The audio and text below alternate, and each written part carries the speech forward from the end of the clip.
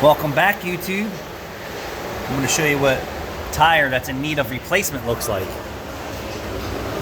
Take a look at that. So this is the wear bar the manufacturer puts into the tire to let you know when this tire is at its usable limit. So just because you have some tread here and some tread here doesn't mean your tire is good. That's just about had it. Yeah, that's just about had it too. You definitely shouldn't, with any vehicle, drive around with bald tires, especially if it's in a rainy and snowy area. Yeah, guess what? You have no traction, zero. Doesn't matter that your front tires have good tread. What about your rear tires? Your actual vehicle steers from the rear too. If you don't know it, it's tracks. So if you don't have any traction in the rear, your car could spin out, right? Spin out, whoa, spin out in snow, dirt, mud, rain, light rain, heavy rain, because you have no rear tread. Same thing in the front.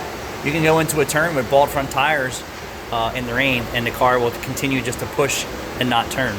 It's important to replace your tires for many reasons, and this is the extreme conditions. They should have been replaced well before this.